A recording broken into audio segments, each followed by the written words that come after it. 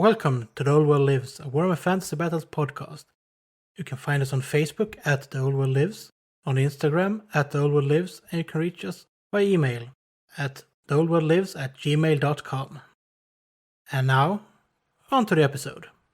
Hello and welcome to episode 29 of The Old World Lives, a Warhammer Fantasy podcast. I'm Chris, and with me tonight I have... Hello, and I'm glad to be here. Or should we call you Replacement Jens at this point? Well, both our names start with a J, so yeah, that's might true. as well work. Mr. J. At least you don't have the same name as another person in the podcast. You have to differentiate it by calling one a made-up name from the in-game universe. That's true. That's true. So, how are you today? I'm fine, enjoying myself a bottle of beer to hone my skills as a newcome dwarf player. Ooh. Yeah, we've been seeing this on Instagram when you've been posting. Oh, there's so many metal models. Probably a strategic reserve in metal in that army. Yeah, a bit. But the models are amazing. I just love all the old metal sculpts for dwarves. I have like a couple of these old Marauder dwarves with Empire-ish clothes. They're really neat. Old Imperial actually. dwarves. Yes, they look so cool. With their puffy sleeves and slit legs and slit sleeves and everything. Even the little hats. Yeah, there's a lot of characters in the old models. There seem to be some of them coming back in modern sculpts, but there's not enough. Not enough character. Not enough. But this is a 5th ed project, isn't it? Yeah, primarily it's going to be for 5th edition, but I'm of course going to play them in 6th edition. And eventually, when I find a fun opponent, it's going to be 8th edition, but we all know how 8th edition works. So let's stick to 6th and 5th edition. Yeah. It's a slippery slope. If you go 8th edition, then you're going to play them as dispossessed on round basis, and it's all downhill from there. Yeah, but that's one massive project you have there. Yeah, it is. And I'm going to do it side by side when I eventually do start painting my goddamn Middenheimers. Yes, that's a project that we have been talking about. I think we talked about this on another podcast as well. That's a project that you said you should do if I did my elves, and I'm doing elves. So You're doing elves. I'm actually just waiting for like 9 more archers, then all models are set, and then I can start painting them all at once. Yeah, that's the 60 archer screen you're building, right? Yeah, exactly. You're just going to put them in a line across the table. And hide behind the archers. Yeah, and then everything get overrun charges into your rest of your army because the archers flee. Exactly. Archers are really hard to come by, and when you find them, they're horribly expensive. Yeah. I have enough militia models to build as archers, but I don't like their aesthetics to build huntsmen, because that's what I'm going to field. I'm going to field 3 small units of 5 skirmishing huntsmen who will scout, and I want them to look like real huntsmen. I want them to have fur skin hats and pelts and everything. I want them to look like stalking hunters. Yeah, if you use the militia kit, it's basically just, this is Bill the Baker with a bow. That's exactly. This is Random Citizen 5. Yeah. And that's a good idea. There's at least there's a reason behind the madness, so to speak. Yeah. It's not like me that's basically planning to build a really, really expensive character as a reward for painting the rest of the army. It's something, right? Yeah. Well, if you have to. It's like the reward tank in 40k. Yeah. When you paint a boring unit, or a 30k, when you paint a boring unit of Marines, and you just have to, if I paint these, I can paint this nice looking tank or dreadnought or war machine. That's basically every game. Paint a nice model to reward yourself for painting the boring shaft. Yeah. That's kind of how it is for me now with the dwarf. If we move on to like our hobby progress, because I have started painting the dwarfs. And I started out with my unit of Longbeards. Amazing models. I love them, but they're not my favorite unit of the dwarves. Once I finish these guys off, I'm gonna treat myself with painting up my Rangers, because those models are... That's like Warhammer dwarves to me. Those were the first models I came in contact with regarding dwarves. And I just love them with their oversized double-handed axes and their crossbows slung on their backs, and their chainmails are like long skirts. They look amazing. They're great models. I wish they'd kept that aesthetic going forward with the dwarves. The 6 dead for the first plastic kit there wasn't the best kit ever made. It wasn't the best, but I'm not gonna say that the other kit was any better, because I don't really like any of those kits. But I think I could save the first plastic kit of them by giving them new hands and weapons, because their hands are humongous. Oh, that's true. And their hand weapons are like way too big. And they had learned a bit when they released the plastic miners later on. Yeah, those are actually nice when you compare to the other kits that they made in plastic. Yeah. And each to their own. The plastic hammer / longbeards and iron drakes / iron breakers are actually good looking, but they're quite busy models. There's a lot of things on them. There's a lot going on for being small, grumpy dwarfs. It's like too much detail on something so small. I like the iron breakers over the 6th metal, the 5th, 6th metal ones. They look great. They do. Because I can't really deal with the flat helmets they have. True. The thing that I don't really like about the iron breakers, the new models, is that there's like things like scribbled onto their armor. There's like small silhouettes of everything going on the surface. I mean, you don't need to paint it so that it's visible, but I know I would. That's true. But the warrior longbeard kit is a great source for bits, if nothing else. Yeah.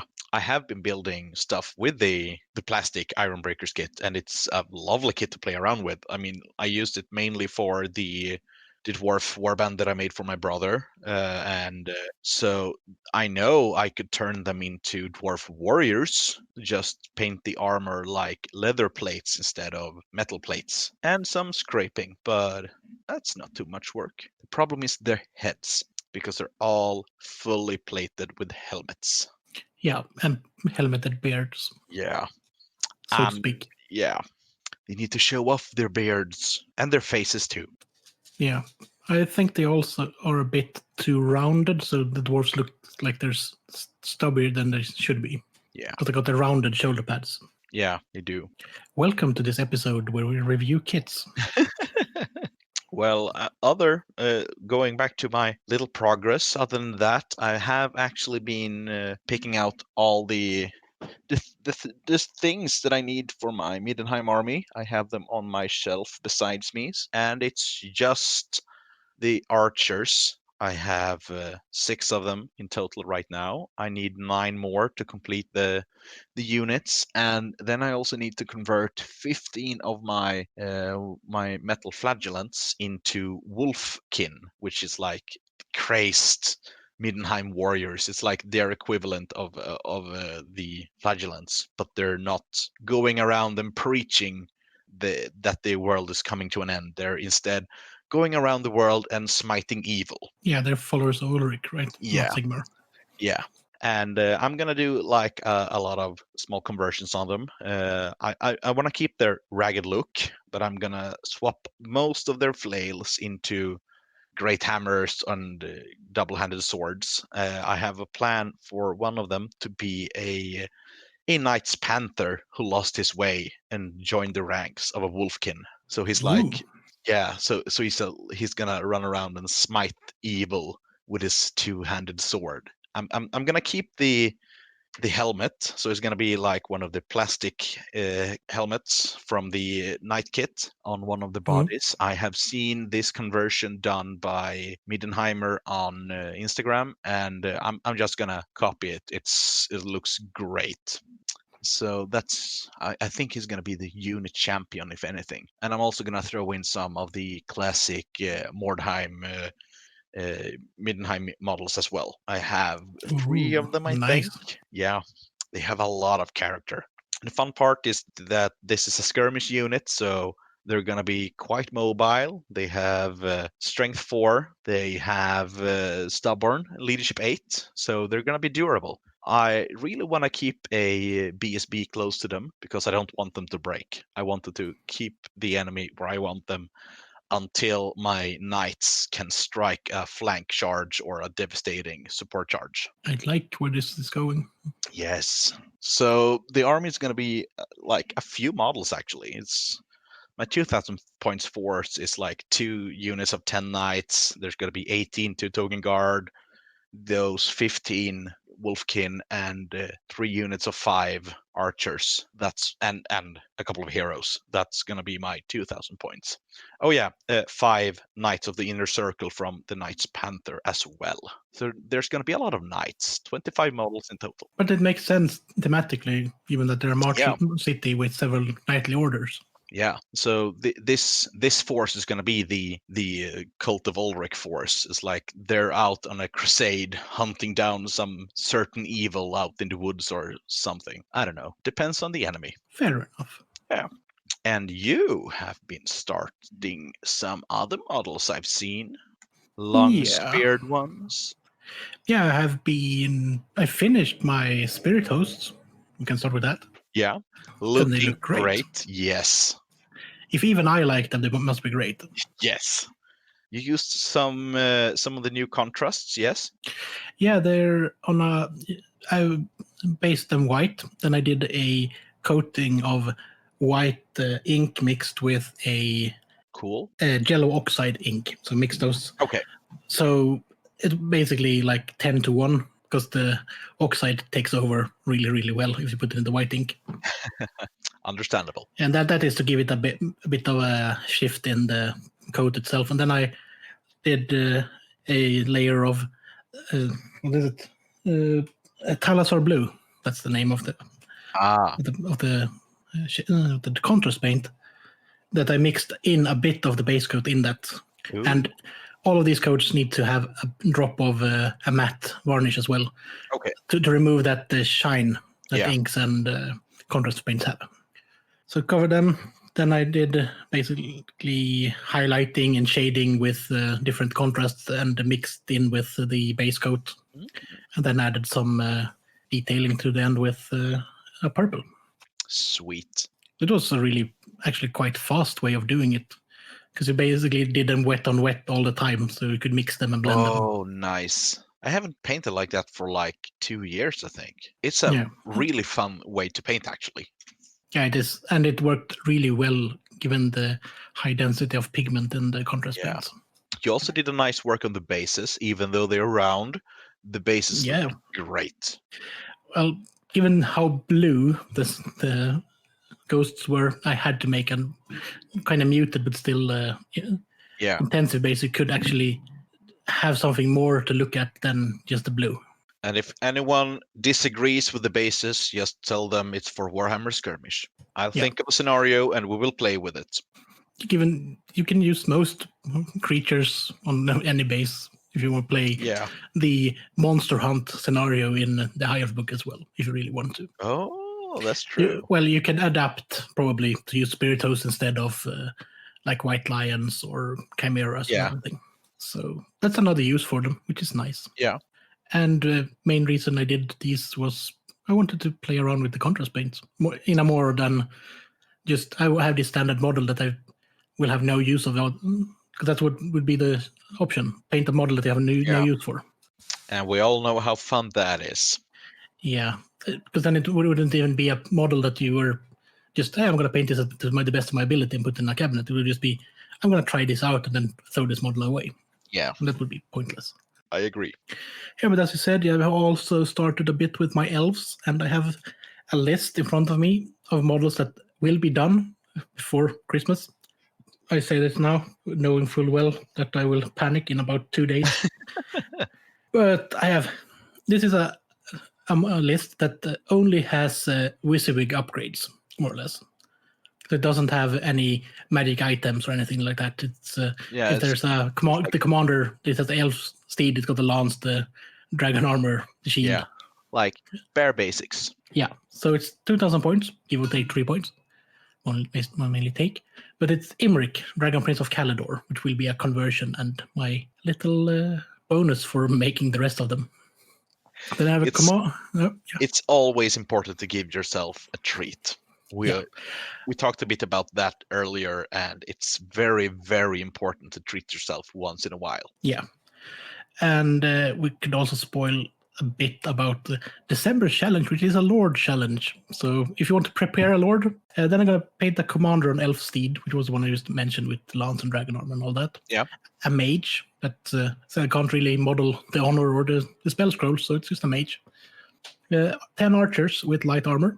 5 silver helms with heavy armor and shields. 20 spear elves with full command. 5 silver helms. 5 shadow warriors. 5 dragon princes. 15 swords masters, and the last one of my repeater bolt throwers that are still not painted and is in the drawer next to me. So yeah, I'm doing, as you alluded to, a couple of conversion projects as well. I'm going to start with the archers, which will just be armored archers made from the plastic kits. Yeah. And a bonus plastic kit that's not a high elf kit. Oh. It's the heads from the Glade Guard kit. Nice. That's going to look so good. Yeah, they will all have that mystery wind in their hair. It's also to represent that this company is from, can't remember the name of the city just because of that, but the one that Lord Salador controls in the War of the Beard setting. Because there's elf refugees from that city that later on ended up becoming the first Wood Elves. So that's why they have the special heads. Nice. Then I'm working on a Silver Helms. They will be the conversions of the Dawn Riders that we've shown off on the Instagram, which are massive horses. They're just massive. They are. So they're technically not horses. They're elven steeds, so we don't know how elven steeds are.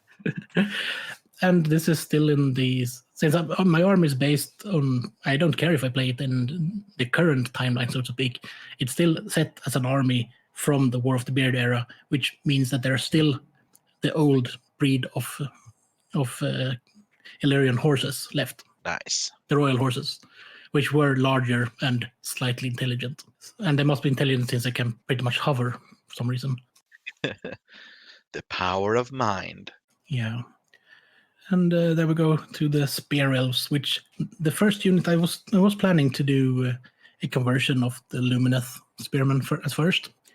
But I think that's a bit too much unless I can manage to get a sponsorship for 3 more units of them. And because they're really expensive. Yeah. And it wouldn't be any point unless I can make 2 units of them. That's true. And that's about 1,400 kroners. Yeah, it's going to be pricey, so...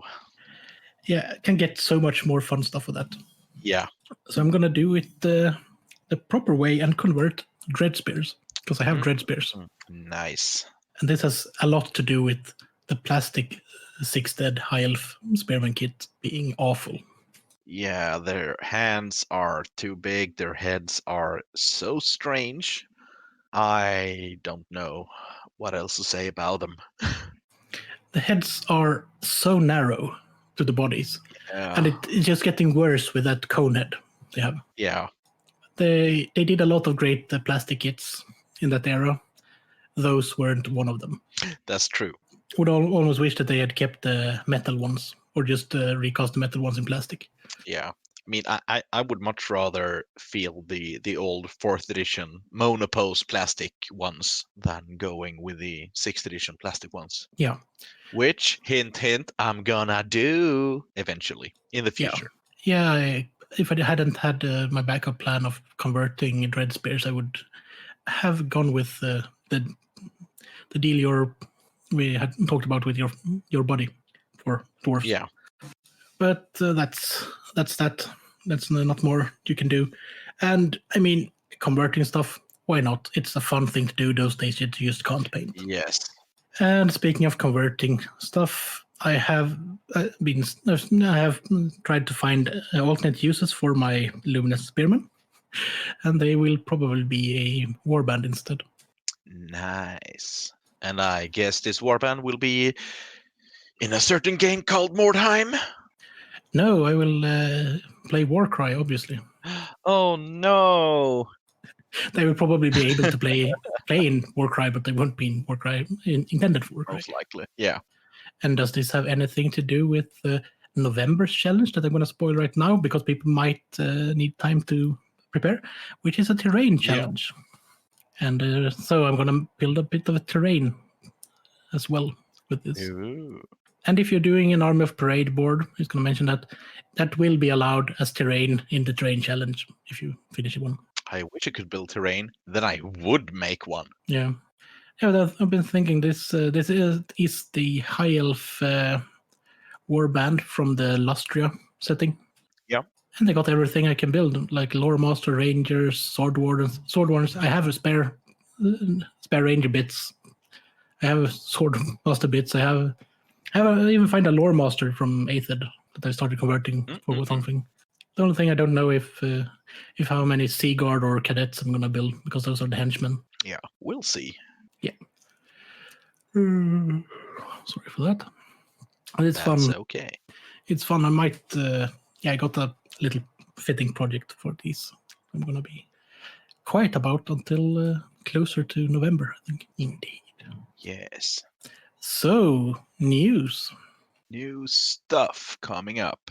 There's a new set of pipes for 40k being released. Yeah. Because everyone needs more pipes. Exactly. Do we have uses for them in fantasy? No, but there might be some things coming up soon, like the upcoming cool Warcry models. Yeah, they got a new starter kit, which is in the vein of the last one, which had a load of terrain in it, but it's less terrain than this one, way less terrain. Yeah. So hopefully it's a bit cheaper. I hope so, but the models inside are scrumptious. Yeah. This is the Catacomb starter set, which features the stealthy elves of the K-Knight Shadowstalkers, or as we know them in our setting, the Shades, with a Shadow Mage. Yeah. Yes, all the models have these crazy magical shadow capes. I think they look kind of neat. I would love seeing these in Mordheim, of course, because they look perfectly for the setting. And just go nuts on painting them with Lustria themes. Would look so cool. And if you don't like the magical shadow capes, just cut them off and give them proper capes. Or smooth them out and add and fill in the holes, because looking at them now, the cloaks are pretty flowing up to a point, and then they start to turn into shadows. And at that point, you could just smooth it and fill it. So shouldn't be too hard. If you can't do it yourself, ask someone else who certainly can. I mean, everyone knows at least someone who's quite hobby savvy, so to say. Yeah. And maybe just ask them to show you how it's done, and then you can do it for yourself going forward. Learn the ropes. And all of these, as I said, Mordheim, I'd say they would make great heroes and unit champions and characters for a Dark Elf army. Oh yeah, the mage leader of them she could, of course, be used as a sorceress. Yeah, if you mod it a bit, it could be used as a sorceress or a mist mage for a Lothian list. Cool. I like how you think. Yeah, you have the same mask as a shadow, as a mist weaver after all. Yeah, which is nice. Indeed. And then you have new assassins.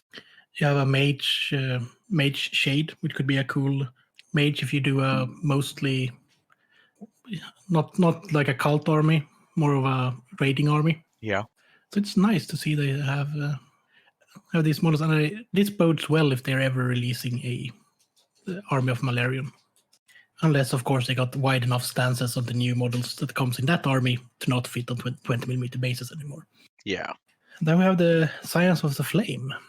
And those guys I like, because I see a lot of potential for me and my hobby with them, because a lot of them are like, they don't have too much detail, so they're going to be easy to convert, easy to add stuff to, like pouches, bags, whatever. And then we have the Flame Sword Samurai. I just can't wait to find out some way to use him in my games. If he's big enough, he might be a Chaos Warrior. That's probably a 32mm base he's on. So, and his feats are Yeah, if you go by the other warbands, they have 32 and 28 mil. Yeah, bases. and the other warband models, they are like kind of the same size as Plastic Chaos Warriors. Yeah, so I'm thinking this one, some kind of champion, perhaps. Yeah, and then we have the flaming guy who could easily be used as some kind of warlock or a wizard. Just find a use and use it. For someone like me, I like painting flames. I'm gonna look forward to painting these guys. Yeah, that one that has a flaming rag on a rope that you can throw as well, which is a lovely model. Yes, I'm gonna look a bit more at them, and I think she's a mage. She could be used as a chaos sorcerer, or just with a minor conversion, a perfect bright mage for Empire. Yeah, you could add like a burning brace on top of her stuff instead of Yeah. that. And if you remove all of the flames, maybe change the head a bit, so you don't. Isn't that the symbol on her head? Isn't that a wood elf symbol? I'm not sure. It looks like the symbols on the Glade Guard. Yeah, kind of does. Nice. Yeah, but if you change the head and change the top of the staff, you could possibly make her into a 30k or 40k psyker, like a cult psyker. Oh. Or an astropath or something like that. Yeah, for sure. So there's a lot of versatility in this kit, and going from like a samurai on flame to a guy that's literally on flame to the understated ones, like the one who's got the rags on the rope that I mentioned, and the girl that has just the only fire he has is a bit on her axe. That's quite a nice set to start off with conversions, I think. Yeah, it is. So I'm gonna look forward to playing around with these guys, and hopefully I'll find someone to split the box with. Yeah, that will probably not be a problem. Shouldn't be. And speaking of games we don't play but like models from, there's a new Warhammer Underworld starting box as well, the Dire Chasm box set, and that fits. Yes. The Slaaneshi Head Knights of the Dread Pageant enter the Living Mountain in search of Slaanesh, blah, blah, blah, blah. And then you meet some Miari Purifiers, a band of Luminate Realm Lords. A pledge to calm the mountain's growing wrath. Yeah, that sounds like a thing. Yeah, I mean, we haven't seen any models from that box yet. We have seen artwork, and we have also seen some bits on the what is it called? The preview that GW. Yeah. The bits box. We've seen some. Yeah, and I'm looking forward to see how the Slaaneshi Beastman looks like. Yeah, and I'm looking forward to see what use I can get out of the obviously quite high elven mage with a magic owl that's gonna be in that kit. That will fit the theme of my army so well. That's one of the bits they previewed, that owl on his hand. Yeah, it's nice. I really like these Underworld Warbands if you just want something nice to paint or just want a character, because they got great models. All of them got great models. Oh yeah. And then the last one, the well camouflaged one. Which one do you refer to? Otapatal, the chameleon skink. Oh yeah, that one. And I love that they're going back to a more real lizard looking. Yeah, looks really, really great. Yeah, and it makes it fits because they are lizards. They are not human. They're not all of them are that humanoid. They are alien. That's just nice. Oh no, I closed my preview page. Yeah, that was all that's pretty much in it. Unless we want to go for the... We're gonna go for the Slaanesh Lord, because damn. Yeah.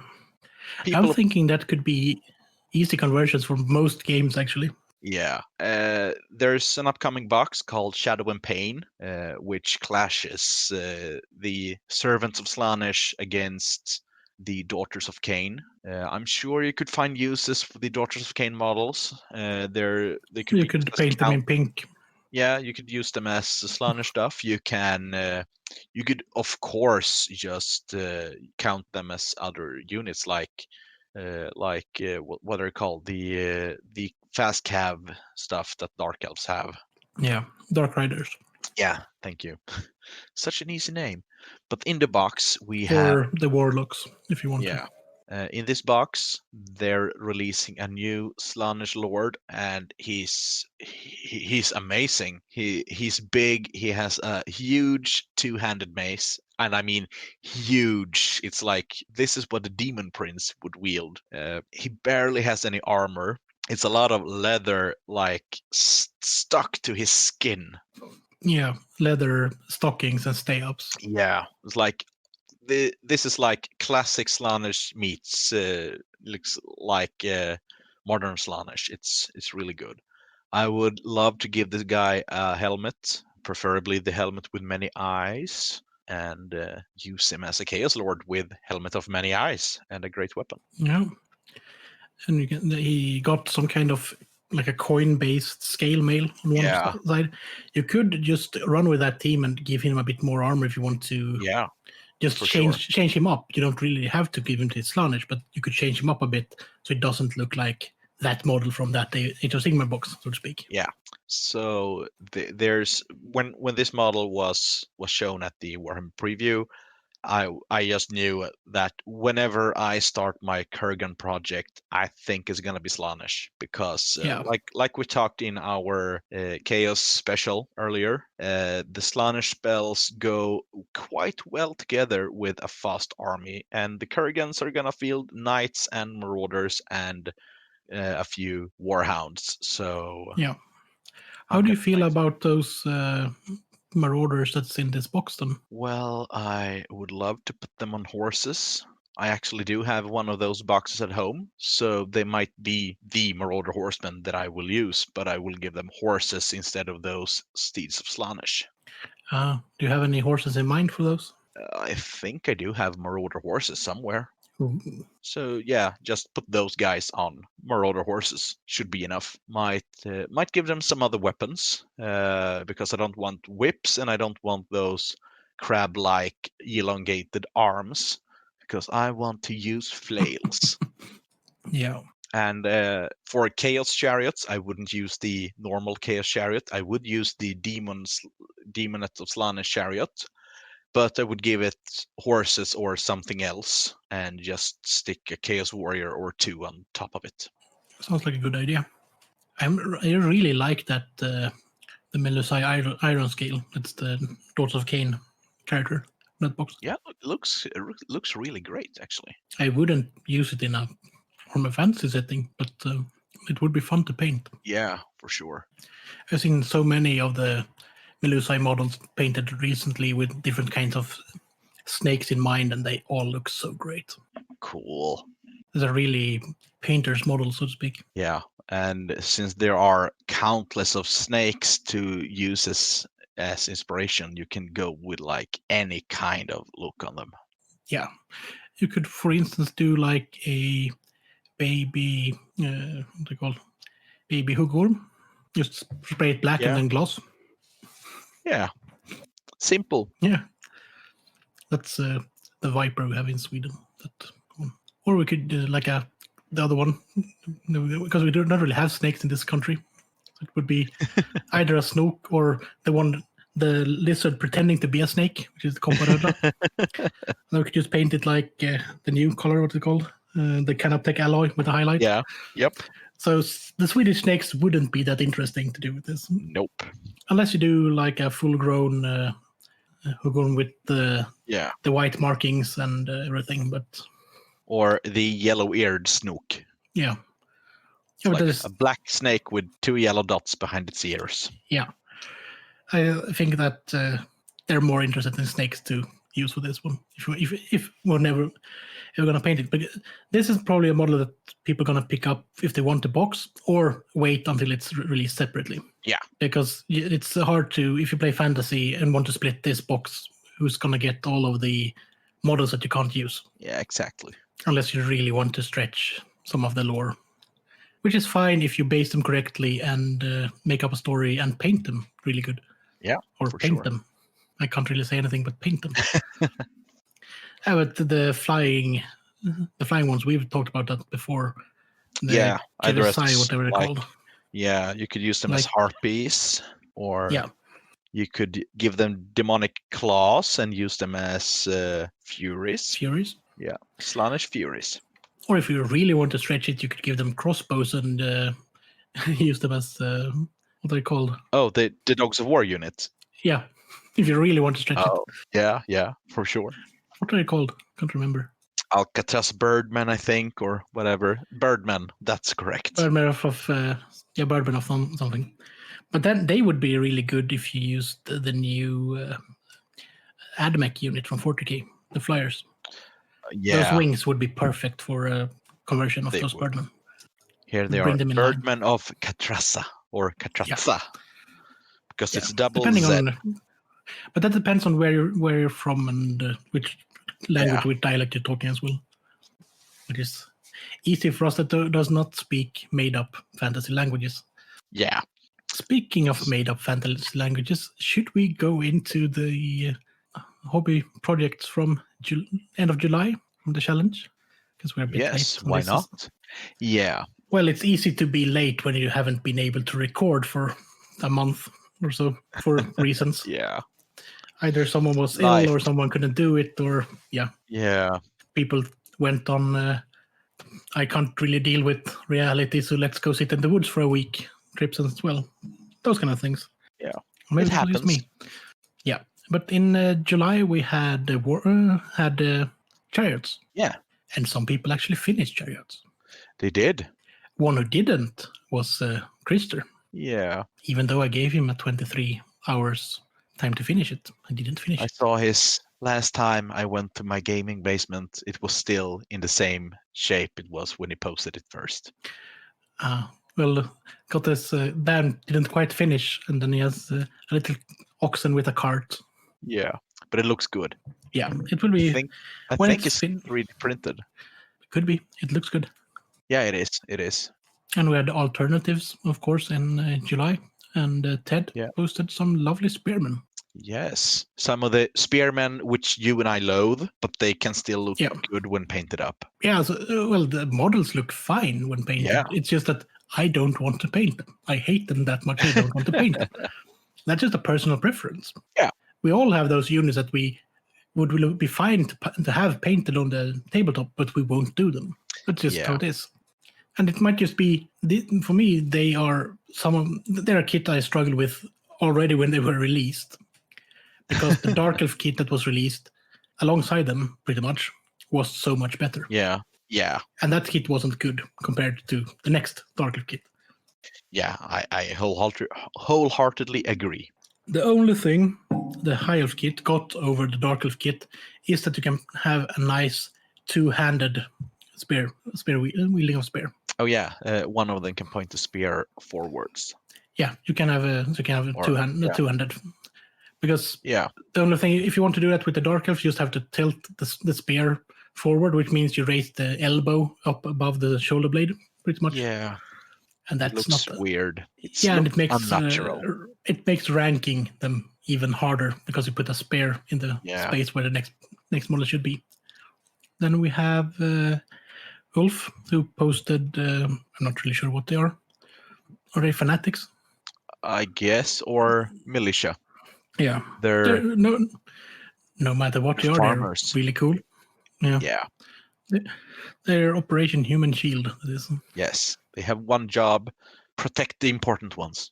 Yeah, but they look like they're praying, so it gets fanatic. Yeah, not fanatics. Flagellants. he did post they are count as flagellants. So well. Then we have Jakob, who painted up He made a squig chariot, which accounts as a wolf chariot for his Night Goblin army.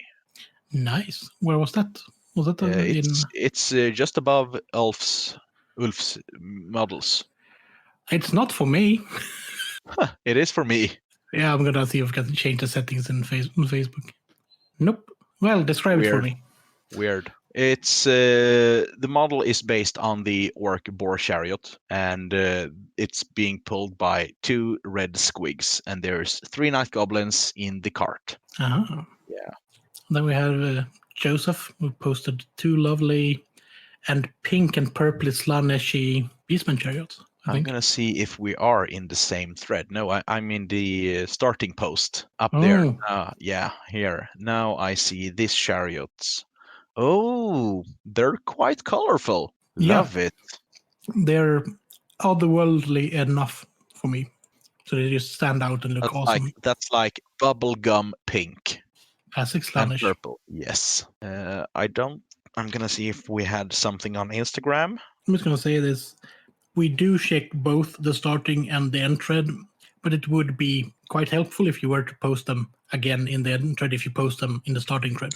Yeah. It's fine to post in the starting thread, but it would make it a lot easier for us to find them when we're talking about them if they're all in the same thread. And if that means that we should leave the end thread open for a day or two more, fine, just say that and we make it happen. Yeah. Because we don't want to overlook and miss when you make a lovely hobby and just miss it because it's in the wrong, so to speak, wrong thread. I found some miniatures on Instagram, but I didn't find the starting posts.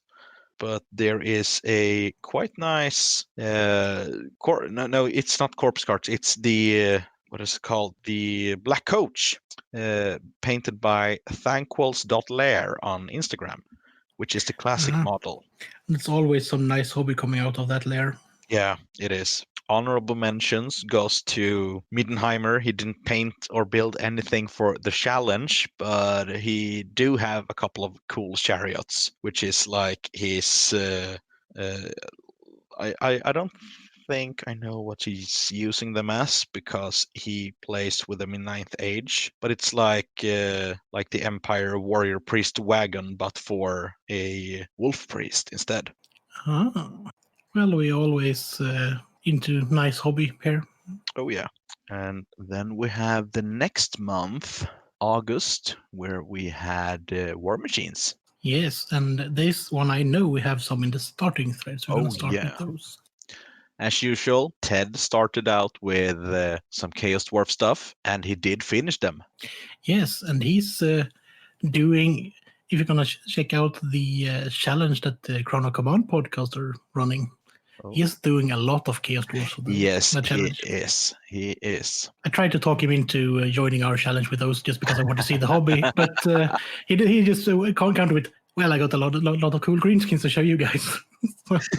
That's fair enough as well. Yeah. There's someone named Christopher who says he's going to finish his Casket of Souls, and I have seen no Casket of Souls. Too bad. Have you seen a Casket of Souls? I have not. No. Then we had a lovely set of Dwarf Flame Cannon. Oh, yeah, the old one. Yeah, the one that just fits on a cav base, basically. Yeah. And Guido posted a really nice 4-photo spread in that thread if anyone wants to check it out. So you can see it from all angles. I really love that model. Is so characterful, and it's so under and over dimensioned at the same time. Yeah, it's a miracle. It really. It's got that really, really tiny fuel supply, the massive bellows, and the massive gun barrel. Yeah, but it's a lovely model. It is. As we talked about previously in this episode, the old metals had really, really much character. They did. They sure did. And that was all of the kits from the intro, I think. So we need to check out the end post. We have David, who painted up a quite wonderful piece of artillery, a Hellstorm cannon. No, it's not Hellstorm. It's Hellstorm is the other one. This is a the Hellblaster. Hellblaster, yeah. The Goblin Slayer. Yes, I will always remember that day. Well, 30 hits, 28 died. Didn't Jens do that both of our game days the same thing? He did. And this Hellblaster can be found on his Instagram, which is at Bane_of_chaos. If anyone wants to check more, because it looks really good, I have to say. Yeah, really muted metals. It's like rusty and oily. It looks well used. And the crew members are awesome. It looks proper Grimdark 6 Dead. Yeah, so to speak. It does. It's not overly flashy, it's not overly colorful, but it's colorful enough in the right places. Yeah. I mean, that blue on the sleeve of the engineer or gunner, master gunner, is just perfect. And those low shoes and stockings he has on, which is just they pop so quite practical. Nicely. Yeah. So practical, but it's high fashion. You have to have it. It is. And then we have another photo of Ted's lovely rocket. Yeah, with green bases but brown edges. Yeah. And that's been always a topic of discussion, that how do you paint the sides of your bases? Yeah. Because there seems to be a vogue again for black rims on the bases. Yeah. And I always go black, mainly for the reason that I don't consider that part of the base part of the mini.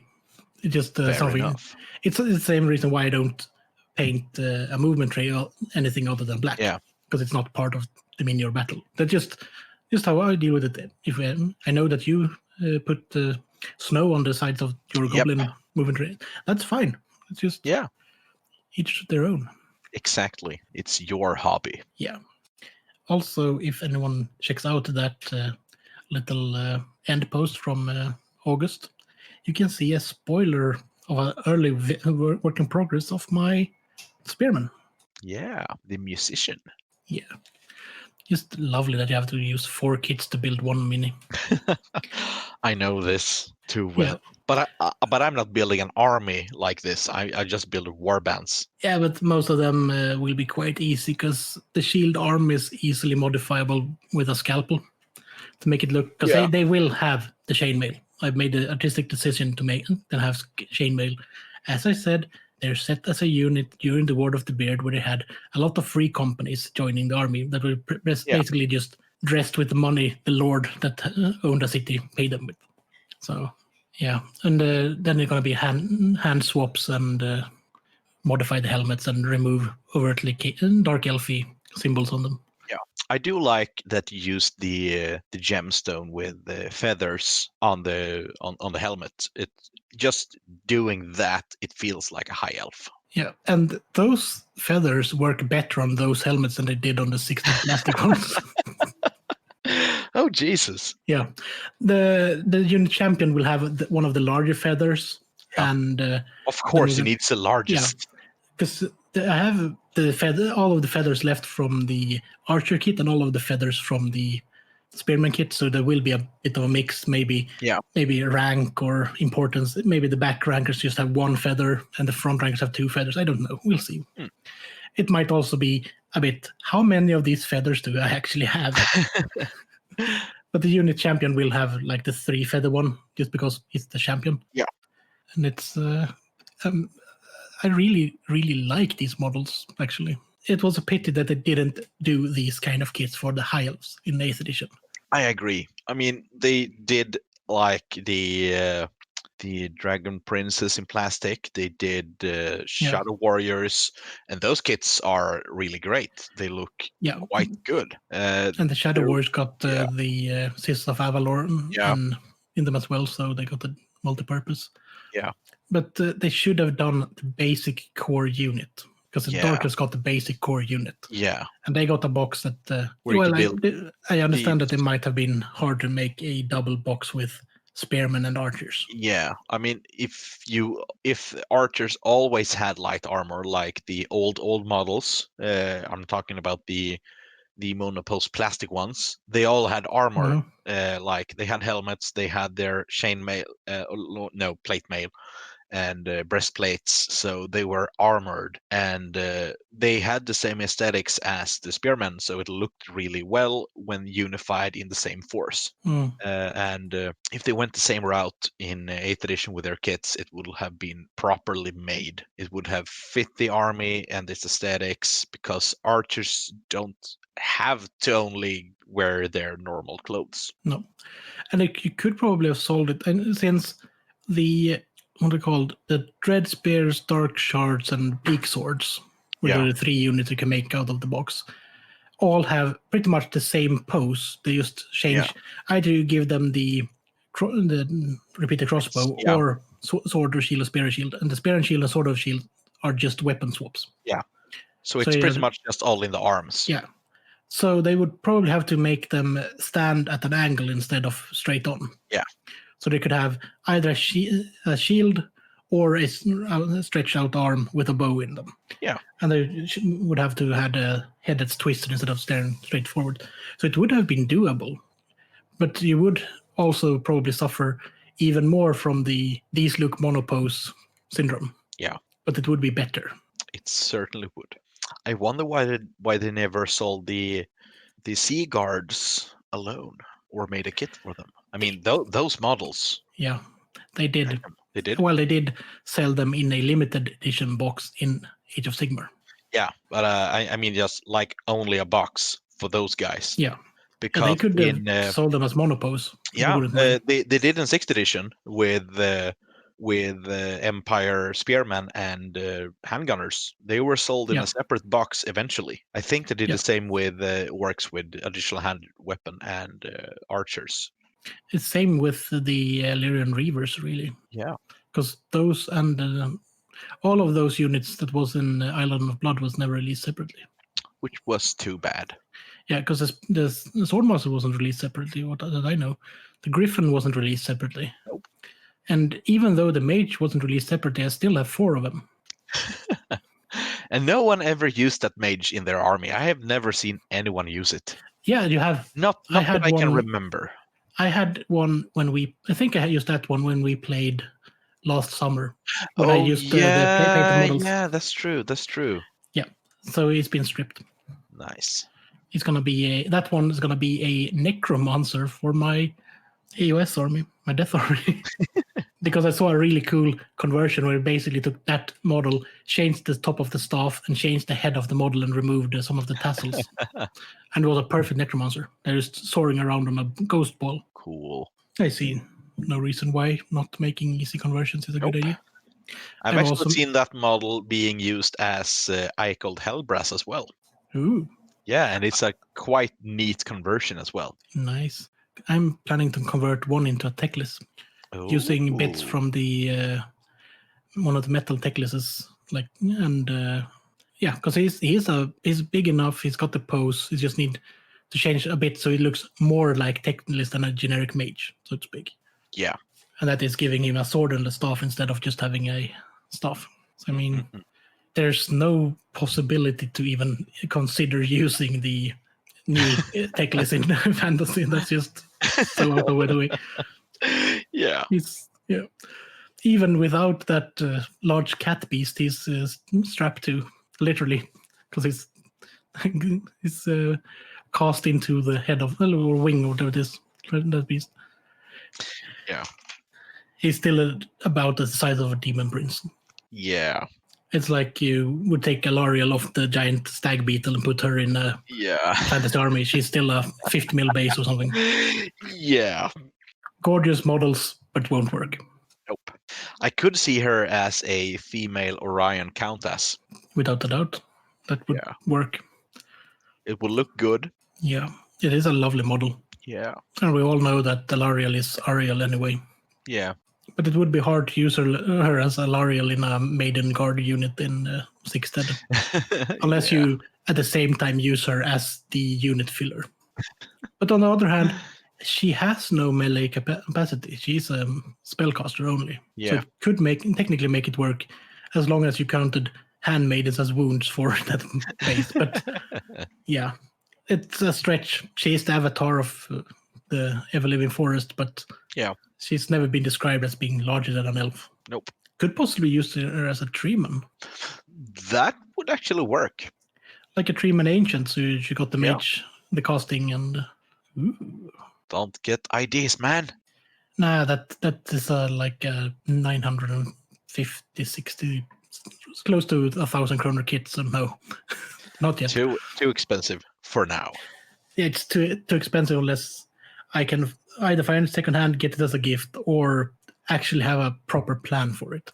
Because it might be really cool to use in that Dryad army I've started. Ooh. Because I did paint Dryads in you did. March or something. Yeah. And some of them are actually so close to be finished that I could finish them tonight, but I won't. Because I got another project. I need to finish this Iron Hand. Oh. Yeah, but that could be quite interesting to you. Maybe use her as a treeman or something like that. I don't think she's as big as the new treeman. the aethid one? No, she is smaller, but she's about the same size as the older Treeman. Yeah, there too, and yeah, so it would fit in that way. Yeah, that would be interesting. Oh well, we all know what happens with most of my ideas, so let's probably not. Do we have anything else, or should we move on to the main topic? I think we can move on to the main topic. I don't think there's anything else. We can remind people that they can still enter the September challenge, which is cavalry. So, or a core choice, I think you said. And October will be a bit of a different challenge. You will see when it is released, but it's a bit different. It's not October, we promise you. Yeah, it actually is not October. It's more of this is a holiday celebrated by part of the world and it's forced on the rest of the world kind of theme. You'll see. It's not Thanksgiving either, because that is November. But we got that theme for next month, and then there's, since people might need to prepare, there's a terrain challenge for November and a Lord challenge for December. Yes. And if you want to paint an R. Ulrich in December, feel free. I have him here in the blister. I will open it now. Then you can paint him with one massive white beard and red clothes in December. Now the box is open and it smells like classic stuff. It smells like slightly carcinogenic melting plastic foam. Yeah. I opened mine a while ago because we said we should paint it. Everyone on the podcast that had one should paint him. So, and we know that everyone in the podcast have one. And if they don't, we'll make sure they have. Yeah. I think Jens have like 4. I have 3 in total. Yeah. But I don't know where my other 2 are. I know where the body is, but I don't know where the rest of the bits are. Yeah, but this is something we're going to discuss off air, but there might be an intra-podcast challenge. And if we do go forward with it, we will let all you listeners do the voting. Yeah, and it would actually, we'll set an end date, so there won't be like, oh, right, one of us painted one and the other ones used, oh. Oh. Yeah, you won by default. Yeah, but please introduce the main topic.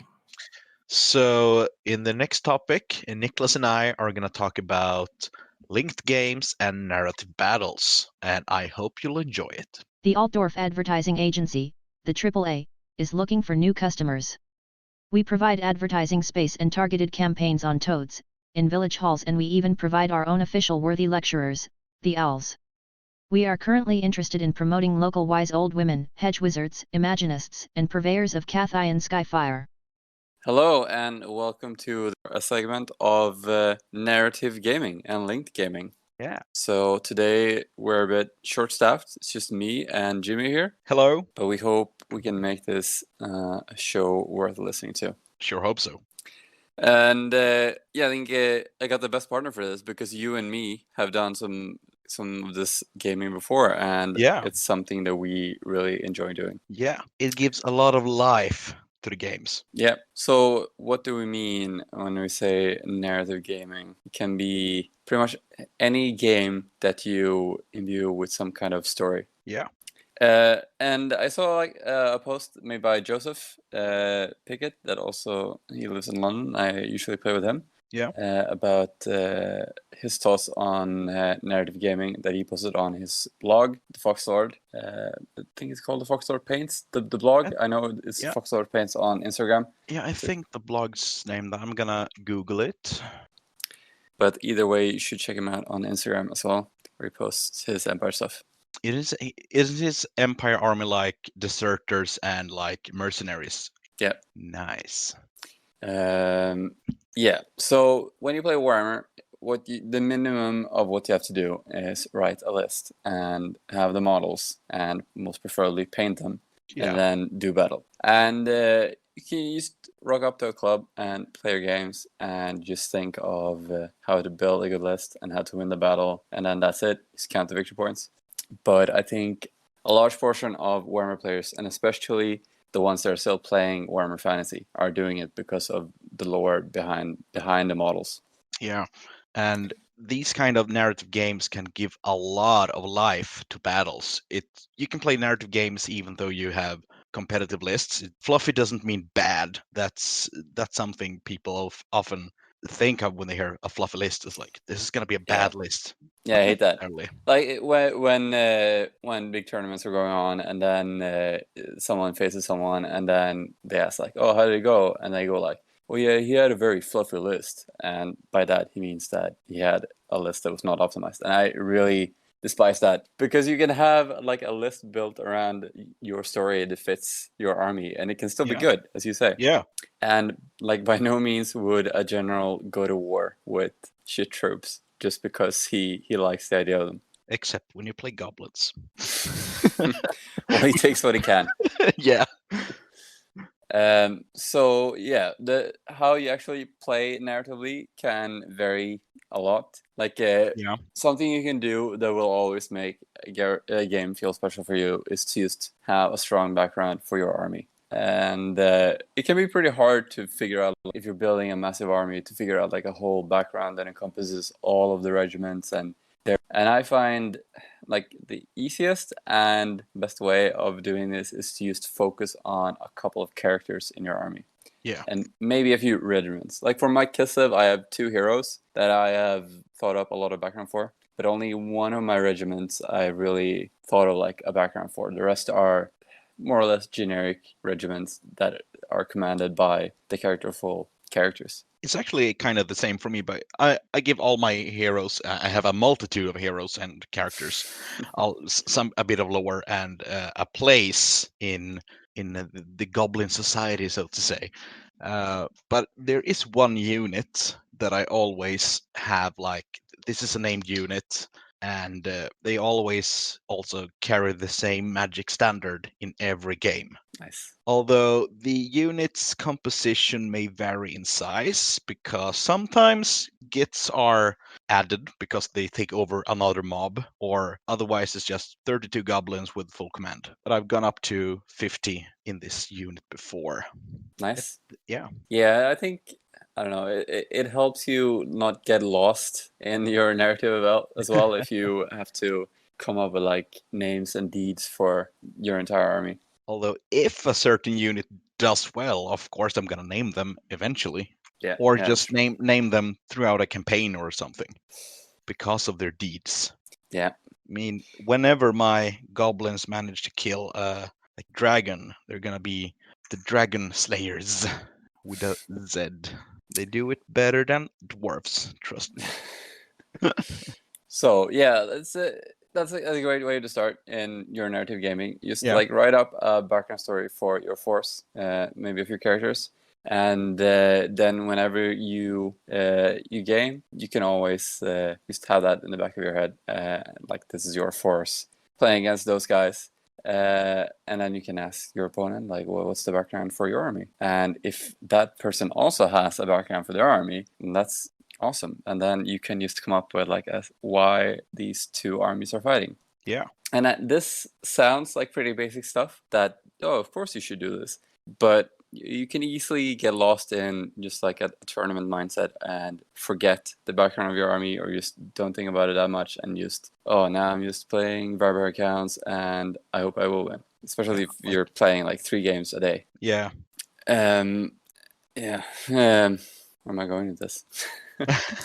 We're gonna go to a way to help out to give your army a bit of background. Yeah. Which is through linked games. Yes. So yeah, this is like my favorite way of playing Warhammer. If you have like a day to spare or a weekend and you're gonna play it with your friend, you could just like rock up and play 3 games of 2,000 points, and by the end of it, you'll be exhausted and you'll have a couple of wins, a couple of losses. But you can have memorable moments. Yeah. But they won't be the games that you remember for years to come, usually. Yeah, because the most memorable games I've had up to date is actually our linked campaign that you and I had. Yeah. It was like 2 years ago. Yeah, December 2018. Yeah, and we played for two days with. Did we play 2 or 3 games the first day? We played, I think 3. And Three games the first day, and then we played 2 games the second day, ending out with a bang. Yeah. I think we were originally planning on doing more battles on the second day, but we were both just... exhausted. Yeah. There's a lot of gaming. Yeah. Gaming can be tiresome. Yeah. So this kind of gaming that we're talking about is built around special scenarios. So it's not just like the pitch battle game. No. And preferably you would have like a background for it, like a backstory. I really like just coming up with some intricate backstory, tying in your characters and preferably the enemy's characters, and then just work out some scenarios that would fit this. Yeah, and also ways to play, because you can play in so many ways. Like you said, you can play like pitch battles, but you can play special scenarios and even bring in some Warhammer Skirmish or Warhammer Warbands. Yeah. And like building up the games in point value. So like you start out with a border patrol 500 points, then you play a normal pitch battle 1500 points, and then you can play like 2000 or more and have like one of the cool scenarios from one of whatever books you can find. Yeah. Or end with a siege.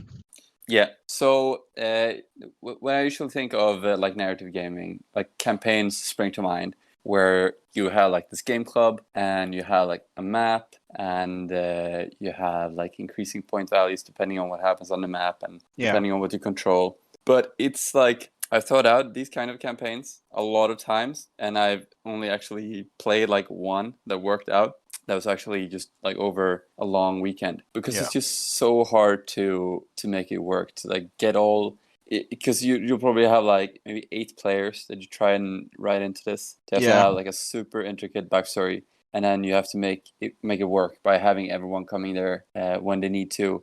Yeah. And it's just so hard. So I really prefer just like having a weekend with 1 or 2 people that I know are also really keen to do this, and just smash it out and just have the entire story then. Because also if you have it over like a period of a month or even months, then like your energy and like the backstories kind of fizzles out and just becomes more of a game kind of thing. Yeah.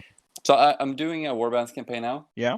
And it's great, but it's hard to like get a common story together and to like be engaged in my warband at a narrative level. Because like you play your games and then you have to focus so much on like the points values going up and down and what you should spend your point on to be effective, and then the damage and stuff. And I don't know, it's really fun to play as a system, but I find it's hard to have like a really strong narrative with it, like we would have over a weekend of gaming. Yeah. So what we usually do is we come up with a background and then come up with like a main scenario for the weekend. I think it's like a good way to start. So Jimmy had gone in a fortress and he has a big night goblin army, and I had Kislev at the time only. So and we wanted to do a bunch of games. So we decided, of course, there should be a siege, and how should we like lead up to the siege? Yeah. And I knew that we wanted like a big field battle, so I could use all my cavalry, and Jimmy could field all his goblins. Yeah, and it's a lot of goblins that I want to field. Yeah, and then of course we wanted like some preparational battles before the siege. Yeah. So we started off with we had this skirmish patrol. Yeah. So the guy in charge of the fortress sent out some skirmishers to find out why people had gone missing in the mountains. And then we had a few Kossars searching like an old ruin in a wintry forest. And they got promptly eaten by squigs, if I remember correctly. Yes, and there was a troll amongst them as well, but he barely did anything. So the goblins had sent out a scout party of a few squig handlers. They just acquired a troll in the woods, and there were a lot of short bow goblins. I actually thought it worked out well when I built the list, because I really wanted the ambush things. Like I can set out squigs when I need to, I can plink you with my short bows when I need to, but essentially it was only the squigs that did anything. Yeah. Yeah, so this is a skirmish. I think I had like 10 Kossars and you had... Yeah, like 20 or 30 models in total. Yeah. So the patrol was eaten alive. I don't know if anyone escaped. I think like barely a handful of models escaped. Yeah. So they I don't barely... know. I think they were all eaten actually. Oh yeah, they did. I remember now because the squigs did their job actually. Yeah. Thanks to the handlers. So after this in the story, my main character of my Kiss of Force, Alexander, arrived to the Fortress Fortikova with his trusted fellow Ivan. And the guy at Fortress said that they had sent out a patrol and they had not heard from it. So Alexander took it into his own hands and rode off with his whole force. And he was leading the Lancers and Ivan was leading the Ungol Horse Archers. And Alexander bet him that he would find this little lost patrol first and promptly rode off on his own, while Ivan took another road with the Horse Archers. Yeah. And the next scenario saw Alexander and the Lancers riding through a valley and being ambushed from either side by goblins. Yes. And this was a great battle. It sure was. It was devastating at start. I remember how my goblins just poured over the hills, engaging all units, fanatics everywhere, squigs everywhere. It was chaotic. Yeah.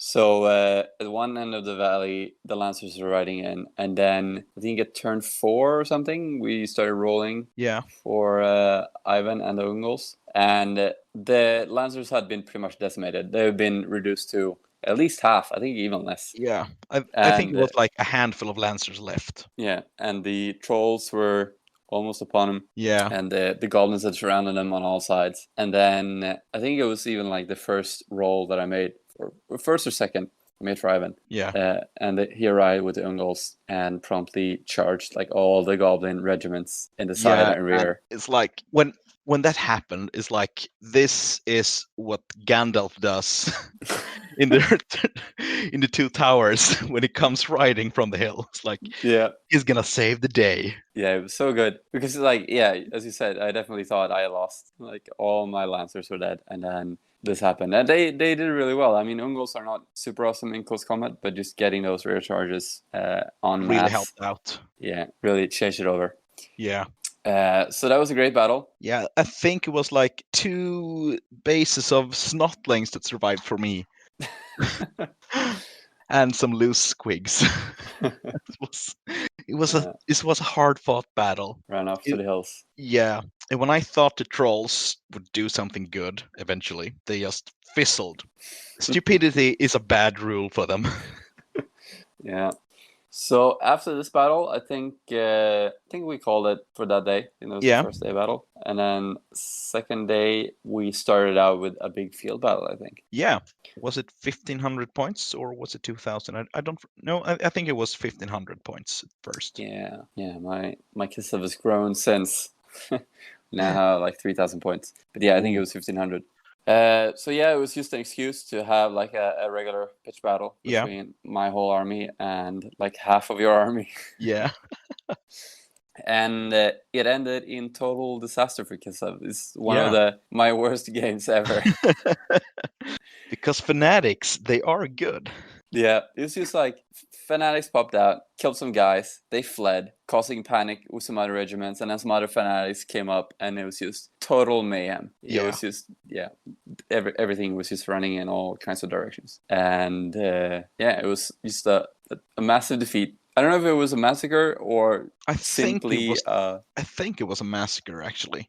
Yeah, I don't think any Kislevite model survived the battle. Yeah, it was bad. Yeah, I think actually I remember one good thing in that battle was that my Kossars were fighting your giant, and their unit champion got picked up and put in the giant's pocket, and then eventually the Kossars they lapped around him and he started chopping with their axes and eventually freed their unit champion. Yeah. He got Sultan lives. Yes. I think Ivan actually survived that battle. Oh, yeah. But I know that Alexander got crushed by a fanatic in the first charge. So for the main battle later, he was not taking part because he was just wounded, mending his broken leg. Yeah. But before the big battle, we did two skirmishes. Yeah. The first was a caravan game where you were trying to get goods and stuff to get free upgrades for the siege battle, like free rock tossers, free burning oil, and stuff like that. Yeah. It was in this game that I realized that, wow, being outnumbered in skirmish is really painful. Yeah. And I think I fielded like 30 goblins, and that's not okay. I learned that when playing skirmish battles, try to, like, if per human, there should be 2 goblins.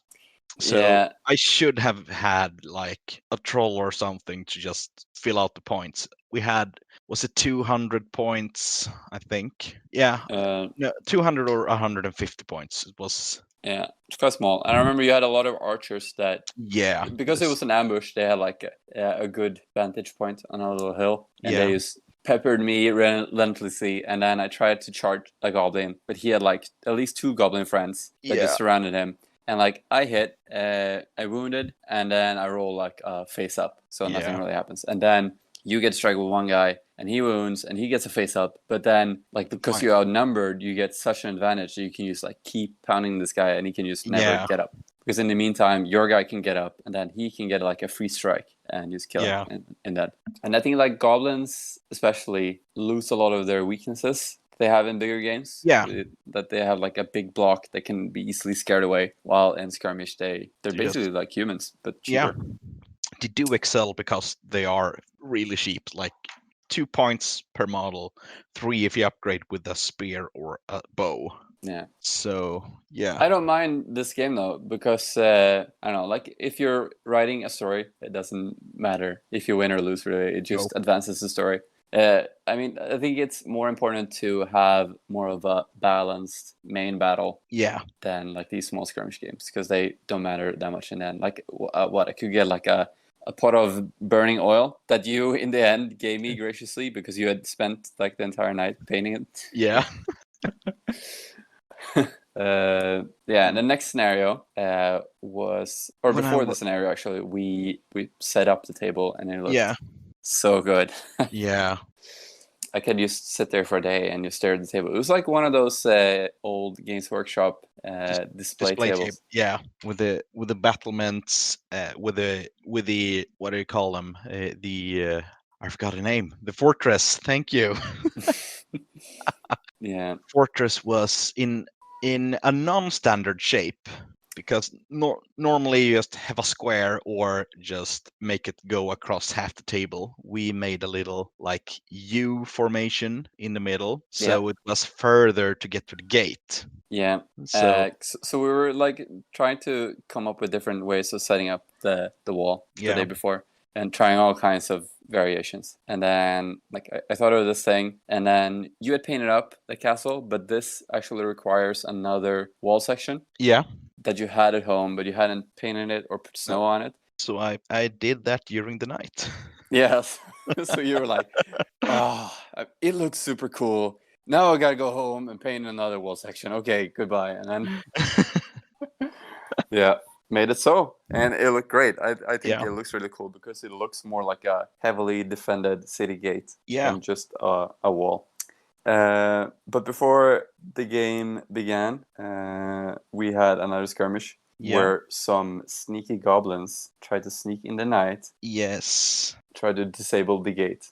So if I won the game, the fortress gate would be open for me to enter in the siege battle. So I was attacking in the middle of the night. And Niklas had sentries around on the walls and are walking around patrolling inside the little settlement. And I was supposed to try to do it sneakily. And whenever I tried to do something, I had to take, was it an initiative test? Or was it you who were going to take it? I don't remember which one was going to take the test, but I could be spotted. Yeah, I don't remember what the center rules were, but there were some rules where I basically didn't control my guys until they spotted something. Yeah, and actually, they spotted me instantly. Yeah, it's like I think it's pretty hard to make those system work because like once either they don't spot something and you're like, what the fuck? Like how? Yeah.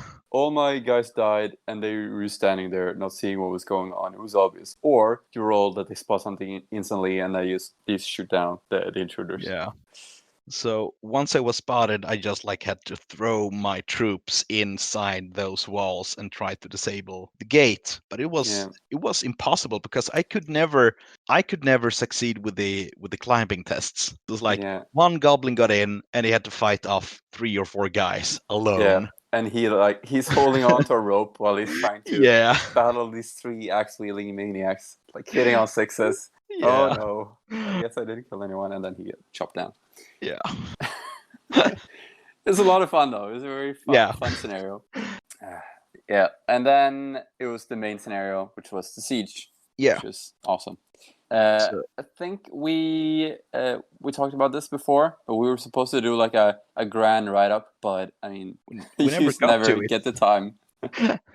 But yeah, it was a massive siege. Yumi had 3,000 points. I think I had 3 or 3,500, somewhere around there. Yeah, and I was using both Kislev and Empire guys to defend. You used the Empire models as didn't you use them as Dogs of War?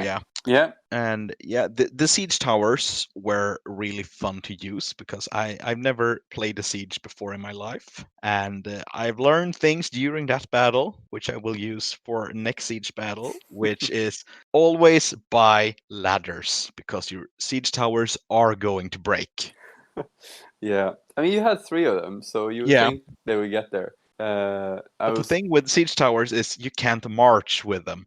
Yeah. So you get like a 2d6 free movement before the game. Yeah. And then you can just walk. You can charge the wall, but you can't march up to it. Yeah. So armies like Skaven and Elves, they are fast when it comes to sieges, but movement 4 armies, or dwarves even, I dwarves just turn the fortress to rubble and then just walk in. So I actually do love the idea with dwarves in siege towers because there is a really cool artwork in the 5th edition siege rulebook where there's this siege tower had just gotten to the wall. There's slayers pouring out from it, and on top of it there's thunderers shooting with their handguns. Oh, nice. Yeah. So yeah, I don't think we should go too much into the siege. We can do some highlights. Yeah. Ivan charged out with some riders. He got promptly decimated by fanatics, as usual. Yeah. You managed to get a foothold on the left side of the wall. Yeah. We have to mention the giant at the gates. Yeah. He who died from a Kislevi charge. Oh yeah, and I don't know, he fell over on your goblins, right? Yeah. He fell backwards, and like I had this unit with a with the thing that you open doors with. What the hell is it called? Battering ram. Yes, like a battering ram on wheels, and he fell onto them, killed off like a third of the unit. So they panicked and fled. Oh yeah, that was like what Ivan and his lancers were charging. Yeah, they did that, and then they were killed by fanatics. Yeah. Well, and I barely managed to destroy a siege tower on the left side as well. So I destroyed one fairly easily, I think. Yeah, it was like one. It was like one shot, turn 2 or 3. Like, that was pretty quick. And then I killed the second one with crossbows, I think. And I think, I don't know, maybe we should change that for next siege because it feels a bit weird. Yeah, the being able to destroy a whole tower. Maybe they're shooting like fire arrows or something, but I don't know. Weird. It felt weird. But it did happen. Shoddy goblin work. And you were bombarding me with catapults, but we realized 4 that of them. it takes a lot of concentrated firepower to bring a wall down. Yeah, it does. Unless you have a cannon, it's gonna be a hard game trying to get inside. Yeah, we had to figure out the chart for like 15 minutes. Eventually we just looked up in the old book and it was like, that's where it is. Yeah, it's just a misprint in the rule book. Yeah, the way you add damage to damage wall. Yeah. But yeah, you managed to take foothold on one side of the wall, and then the rest of your army decided that we can't do this, and then these guys reluctantly had to follow the rest of the army because they couldn't take the whole city by themselves. It was a hard-fought game. At least I got foothold, like you said, on one flank. It was something. Yeah. So and after this, we were totally exhausted. Yeah. I haven't been that exhausted for a long time when playing a game. And being exhausted isn't something bad. It's just like, I've had too much fun. That kind of exhaustion. Yeah, it was just like so much thinking. Just thinking of like the scenarios, how stuff should work, and then focusing on your units and the rolls you're making for I think it was even 3 days. I think we started on Friday and then Saturday and Sunday. The first skirmish was on the first day, and then we played 2 games and then 2 games. Yeah, it's just an entire weekend of gaming. Yeah. I mean, people who have been to like 2 or 3 day tournaments or events, they know what we're talking about. Except we don't have the time limits. Yeah, we could take all the time we wanted. Yeah. So what happened in the story as well is that Fortikova was eventually reinforced, and Alexander claimed victory because he's the general of the army, even though he was not taking part of the actual victory. Yeah, he doesn't have to take part to get the glory. Yeah, I'm sure he gave some tactical advice before the siege. Yeah, and you have recently modeled up a guy like with this as a background, right? Yeah. Because of the heavy losses for the goblins, war boss Gitfimpa, he gained a lot of attention from other bosses because they didn't like his big great loss. He promised them loot and plunder, but he gave them nothing. Yeah, and you can imagine this guy has been like recruiting guys and trying to get them over on his side for a long time. Like, there's this easily taken fortress over there with the humans, and we can just take all of their stuff and just run away. Yeah, humans are weak. They have nothing to defend themselves with. Yeah. And I would be mad at my superior if he promised me something and I didn't get it. Yeah. So there's this new guy who I call Git Boss because Gits are nice, who actually did take over the whole clan now. So he is my most recently painted Goblin War Boss, and I'm goddamn proud of him. Nice. Because of this guy, I have started to repaint all my heroes and given all my goblins red noses, which I'm actually doing right now. Because they are on snow bases, they need red noses, which are most likely running with snot. It's cold. Yeah, I'm even giving the snotlings red noses. If I would give my dwarves red noses, it would be because you're drunk. Yeah. They're always drunk, so. Not a bad way to be. Not a bad way. So yeah, this is our campaign weekend, and then this Christmas I am coming back to Sweden as well to visit my family that lives in the same town as Jimmy now. So we're probably gonna do another round of narrative battle. Probably it's gonna be dwarves versus goblins this time though. Yeah. Still haven't settled on the final story. If it's gonna be like a war, like a goblin war scenario, or if we're gonna do it present day. It would be nice to like continue the current story of your guys as well. Yeah, and build some story around your guys as well. Yeah, because you built your dwarves with War of the Beard in mind. Yeah. Yeah. So no black powder weapons and such silly things. Newfangled beardling ideas. So yeah. So if we do a battle in the Goblin Wars, this will be the starting saga of my Goblin tribe. Yeah, that is true. Some legends that they still whisper the names of in the present day. Yeah, and if we decide to do it during that age, I will use my Goblin carried on a shield, just like the dwarves. Nice. He's still on my desk. I should paint strip him and redo some of the sculpting that the guy did who I got him from, because I want it to be more neat with the sculpting job. Nice. Yeah, still don't know, like, the key, like, whenever I think of, like, this kind of weekend, I want, like, the key points of what I want out of this weekend, like, what kind of battle. I think, like, an underground battle would be really cool. Yeah. With dwarves versus goblins, maybe, like, a skirmish underground would be really... I think we do have the dungeon table for that if we want to. Yeah, There's that'd be some great. mine parts and everything. I'm just imagining, like, only Ironbreakers and miners fighting goblins underground. Yeah. All units will be stubborn underground.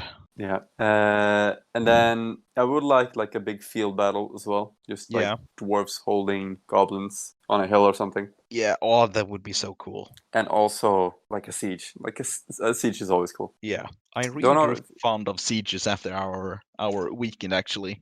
I'm longing for my next siege. I've been trying to get the guys at home to play some siege battles, or like linked siege battles, because there are so many linked siege games that you can play. Yeah, in the 6th Ed Facebook group, there's like a whole PDF with siege names. So it's really cool. I don't know, like sieges are fun to play, but I think the most appealing thing is just like the visual aspect of it. Like it just looks so cool. It's like the battles that you always wanted to play as a kid. Now we can.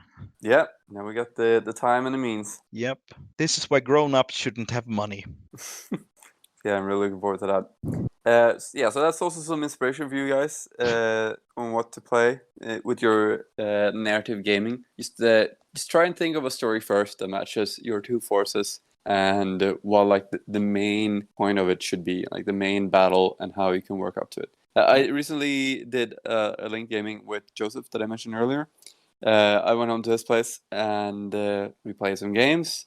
He had recently painted up his, fully painted 1,000 points of Empire. He's got some more stuff as well that's ready for tournaments, but he was not quite done with it. So now he finished his 1,000 points. So we should try and get some games in. And the main point would, of course, be a 1,000-point battle. But we needed some games before that as well. And he's playing Empire, and I was playing Kislev. So I thought of like a nice scenario where a Kislevite woman who was married to an Empire noble who died is now trying to take over this province in the name of Kislev, pretty much.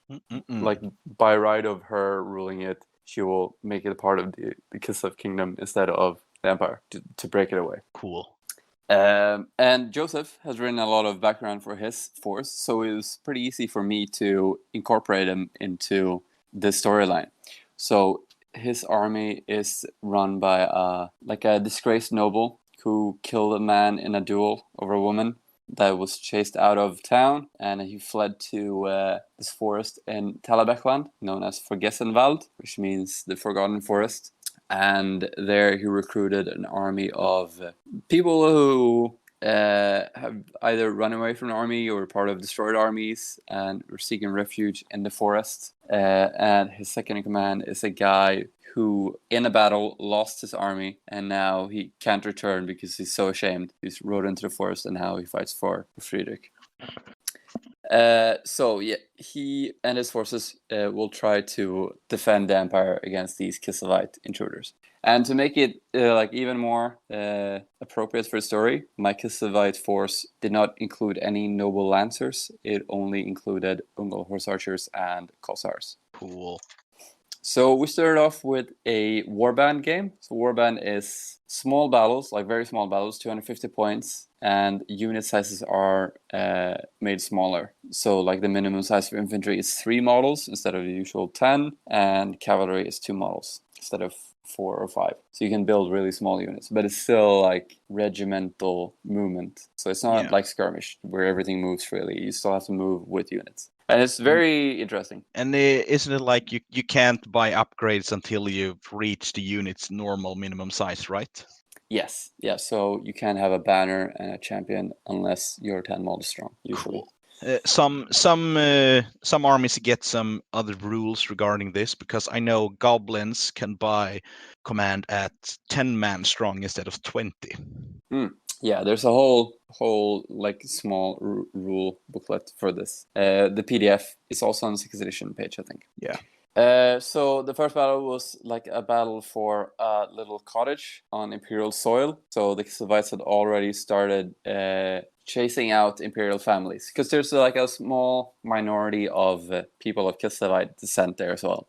So they're just trying to kick out all the Empire people to claim it for their own country with no one complaining about it. But Friedrich's forces found them there at this cottage and decided that they would attack them. And also, Joseph did a great write-up on this on his blog. So another excuse to go and look at his blog. Go look at the blog. And they engaged them. I deployed my guys just haphazardly, as I assumed that they would just be walking around after claiming this village. Well, Joseph's stuff was more in order, and he had first turn, and it was a great game. I thought I was going to win, and then he made some great moves, and then I defeated those moves, and I was even sure that I was going to win, but then he had some really great luck with his archers in that and managed to pull out the victory when it was only like 2 archers versus 1 Kossar champion left. Oh. So it's a real nail-biter, even though it was just a tiny battle. The second battle was a skirmish where some Kislevite messengers had to ride to the main army that was coming to tell them that there's now an Empire force standing in their way. And this proves also with skirmish that sometimes it can be really swingy depending on the damage rolls, because it's balanced in the way that you still have to roll to hit and to wound and saves and stuff like that, like normal battles. Everything is balanced that way. But the thing that can really change it is when you roll the damage, you either kill them, or they're face down or face up. Yeah. And a couple of lucky kill results, especially from shooting, can really change the game. Because if it's a 1, it's like, oh, nothing happened to him, and next turn he can just stand and block the way anyway. Yeah. But if you kill a couple of guys in like the first couple of turns, then the game is really in your favor. And that is what happened when I shot his guys in the first and second turn, and the road was pretty much open for them to deliver the message. Then I think we had dinner, and then we played a 1,000-point game where my light cavalry really showed what they were made of and charged his army early in the game, and he had to have some reserves because sorry, it's okay.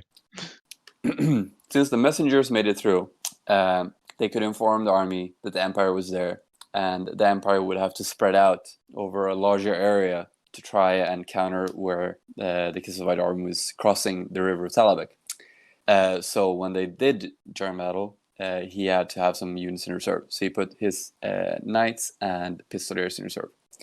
And if he would have killed the messengers, then he would have had an ambush battle against me instead, because then he would know where the army would cross. And also because he took the cottage in the first game, since his force was well rested, having had this cottage, a safe place to stay in, he was allowed 1 re-rolled break test from combat. And if I would have won that battle, then one of my units could start in as scouts because they had a forward position. Ooh. So this game started with me rushing over to his side, killing a lot of units, taking care of most of his light stuff, killing his pistoliers eventually. And in the end, he had like his full unit of knights. Maybe they taken 1 casualty, and I had 2 small rider units that had been wounded, my infantry and my galloper gun left. But I just couldn't kill the knights. I was shooting arrows and nothing happened, and he was just riding towards me, and we was like going around in circles, like the Benny Hill team song and all. And we said, well, let's call it. Like, there's no clear winner. I can't defeat your knights, but you can't catch me either. And that was the first day of gaming, and then we did like a Sunday hungover morning gaming session where we had to chase pigs. So Joseph wanted to play the scenario for a while. He had these pigs for a while, and then he painted them up. And then I said, like, Well, we can do it as a good finishing battle, just to show how ridiculous war is, and that no one really wins, and in the end, they're all just chasing these precious few resources that you can get your hands on. So, since no one could win the final battle, it was inconclusive. Then the generals decided that, well, if I can't get victory on the field of battle, I might as well just take these prized truffle pigs and run off. And it was a really good scenario, actually. A lot of fun. The pigs were like moving randomly, and then we both got like a herd each, and then furiously tried to shoot arrows at the other pig handlers to try and make them run away and steal them. Yeah, it was great. Nice. So that was a great weekend of gaming. And I know you brought your General's Compendium with you, right? Yeah. So this book is often called like the greatest book Games Workshop has released. This is like the Bible for Warhammer Fantasy, because there's so much good content in it. Yeah. I never thought Games Workshop's all their content is normally from the UK. This book is from the Americans. They brought us something good. Yeah. So yeah, I think this book is just like a couple of guys that have like a lot of hobby energy and great ideas for gaming, and have done a lot of gaming. You just sat down for a whole weekend, like coming up with great ideas and just writing them down. And you can really tell that, like, even in the first page, they're like, this is nothing official. It's just a bunch of fun stuff. If you want to have fun, then read this book and come up with ideas. And it's just great. It's just all kinds of scenarios, like skirmish scenarios, siege scenarios, campaign ideas, like terrain. Yeah, map campaigns, linked campaigns, like everything.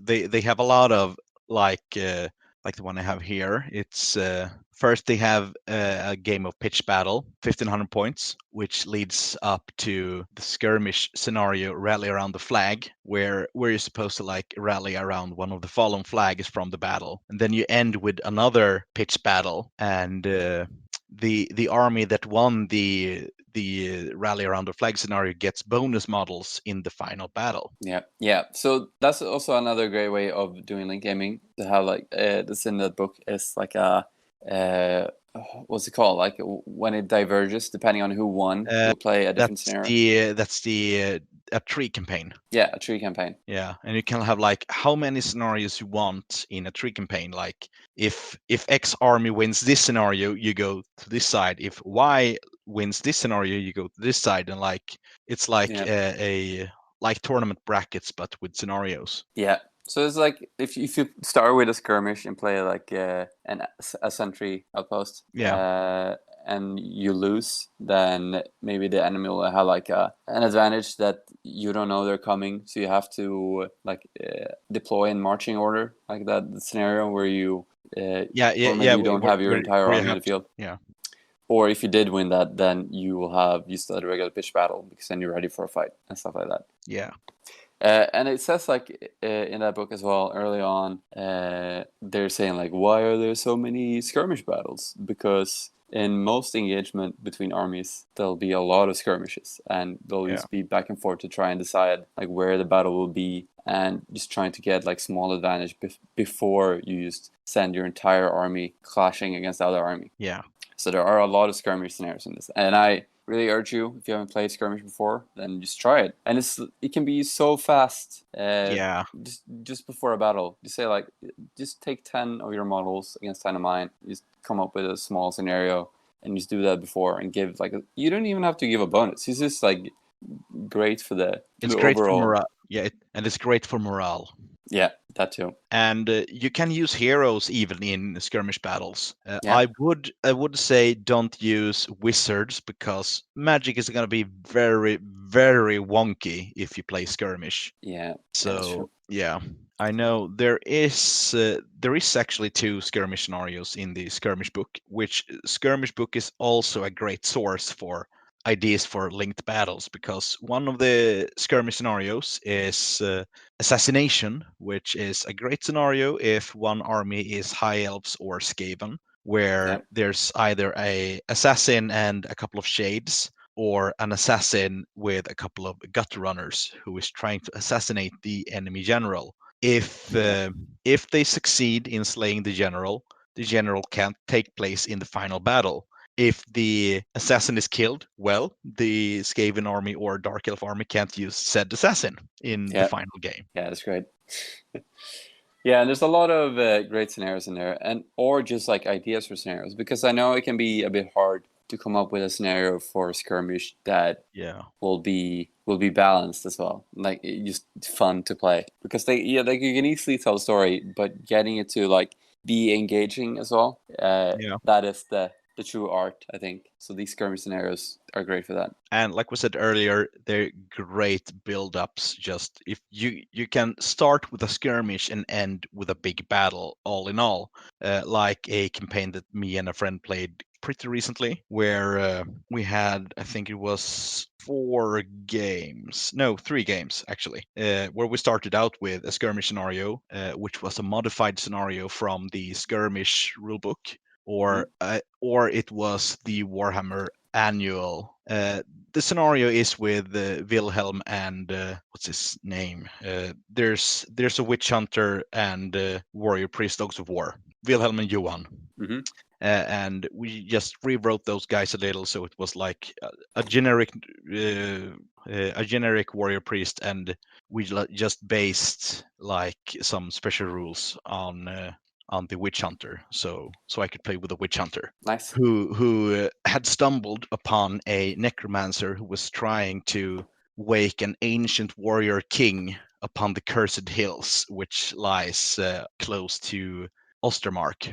Nice. Yeah, I think I remember that scenario. Yeah, the Chronicles. And so in the normal scenario, there's this bunch of characters along with a couple of their angry villagers who are supposed to attack a Strigoi vampire. But we rewrote the scenario a little and had a necromancer standing on top of a hill who was trying to resurrect a white king, and the necromancer couldn't leave the sarcophagus with the White King because he had to wake him up. But he could wake up some skeleton or zombie henchmen to take on the intruders. So his objective was just to kill this warrior priest and the witch hunter, and my objective was just to kill the necromancer and end the summoning. And it was actually the longest skirmish battle I've had. I think we played for like 2.5 hours.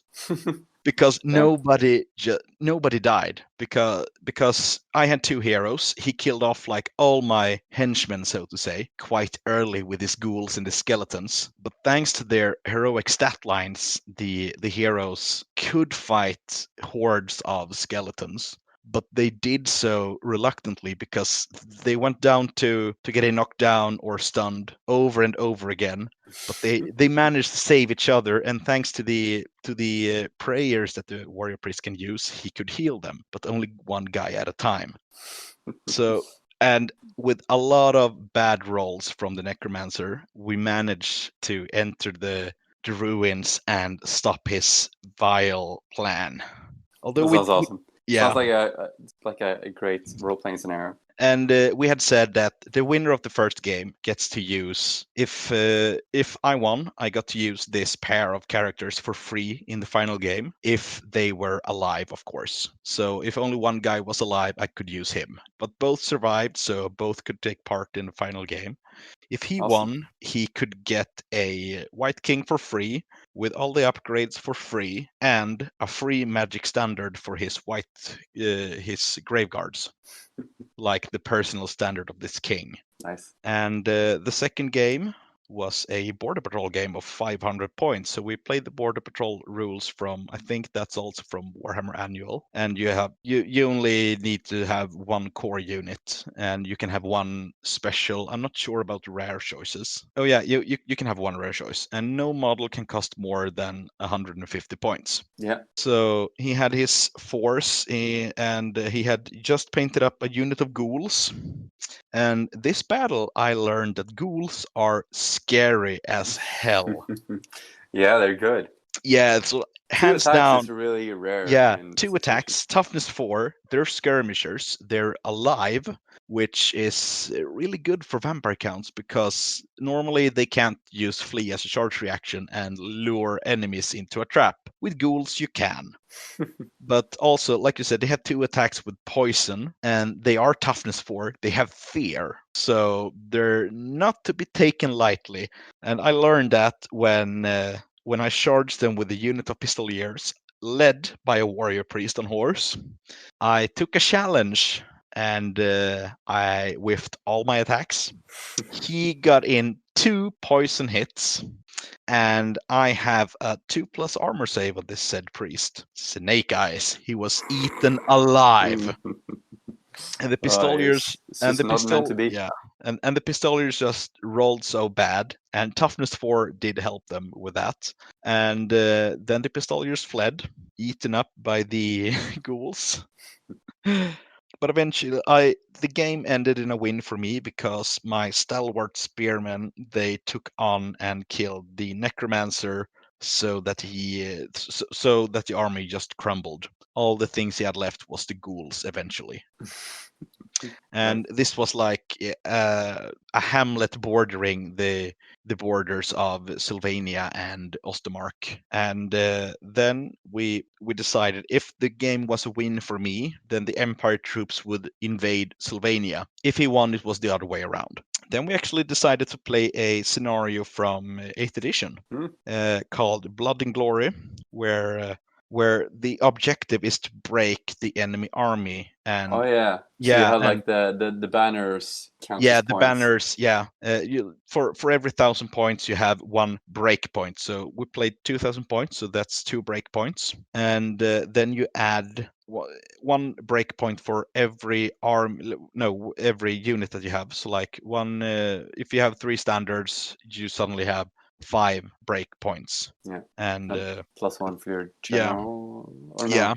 Yeah, the generals adds 1. I think the BSB added 1 as well, but none of us used the BSB. Yeah, I played this at a 6th edition tournament actually. It's really fun. Yeah, it is, and the objective is like to kill off said units. And when you reach a certain point of I think it's if you take out a third or 2/3, then 1 army loses. Yeah. So this was his first time also using a vampire lord.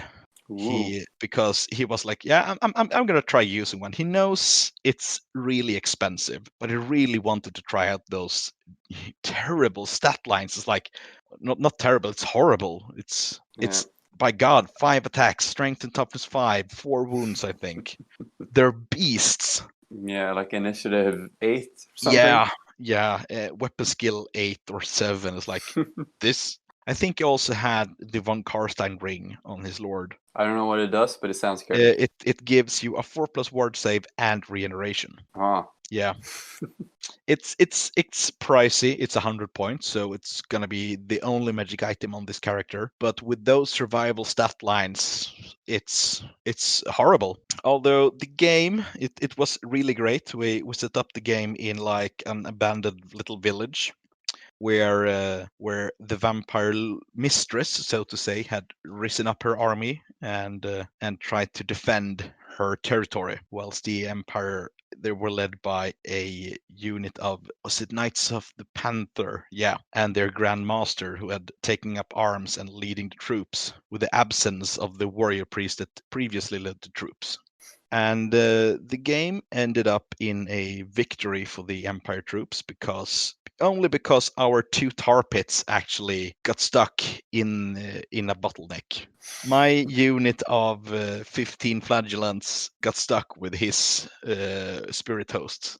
So he was just like slowly dying because of combat resolution. Because he rolled bad and I couldn't do anything. But eventually the bottleneck was gone, and my knights were able to get a full-on frontal charge on a unit of skeletons with the vampire. Nice. Yeah, and just go for the combat resolution. Wear him down. But the thing is, the knights fled. Oh no. They did. and we're overrun. And his unit overrun into it wasn't skeletons, it was grave guards he was with. Yeah, that's why they died. Yeah, because killing blow is a thing.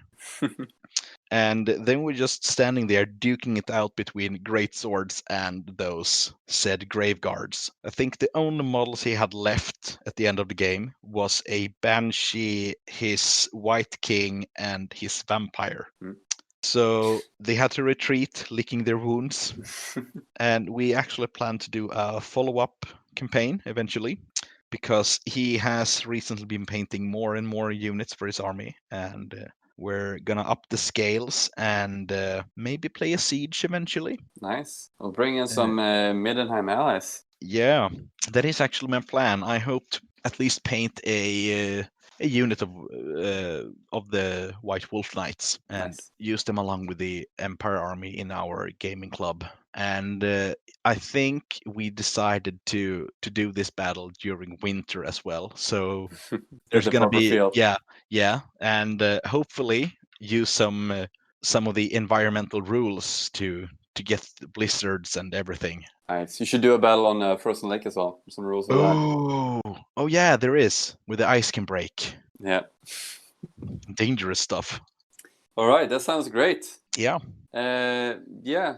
So I hope everyone who has listened has got some great ideas about narrative gaming. The sky is your limit. Yeah. Basically, come up with some small scenarios. Have a look at the alternative ways of playing. I know we've been throwing a lot of words around, but there's skirmish. It's the smallest thing. Warbands is like small units, but still Warhammer with movement and stuff. Yeah. Combat Patrol is like 500-point games with some just cap limits. Yeah. Basically, you can't have too many units and too many points into one unit. And then regular battles from there. Yeah. So yeah, just come up with a story and have a few games with your mates. And if you can't come up with something, but you really want to play linked games, you can look into the campaign booklets from Warhammer 5th edition. There's a lot of campaigns there, which brings up Tears of Isha, Idol of Gork. The thing is, you can switch out the armies to like whatever you want. Just try to make the scenarios fit them instead. Yeah. Just have a look at all Games Workshop publications in general. There are so many of these campaigns or just narrative battles. Maybe like even recreate like a White Dwarf battle report. Yeah, like use the same army like they did. Yeah. I've actually seen a lot of people doing that recently, at least in 4th and 5th edition groups. Oh, nice. They're building the exact armies from said battle reports and playing the same battles. And awesome. This shouldn't be a problem in 6th edition either. It's like people have massive collections, or if you don't really have an idea of what kind of army you want to build, look at a White Dwarf army. Great inspiration. And more often than not, the White Dwarf armies also have a theme around their force. They don't only bring the best things, they always have some sort of theme. So, yeah. For sure. Have a look at that. Have a look at small articles, come up with a narrative, and go play Warhammer. Duke it out with your little dudes. All right, that's it for me. Anything? Yeah. Any last word to say? Nothing to add. All right, great chatting as always. Hope you guys enjoy listening to this, and we'll see you next episode. And remember, stay square.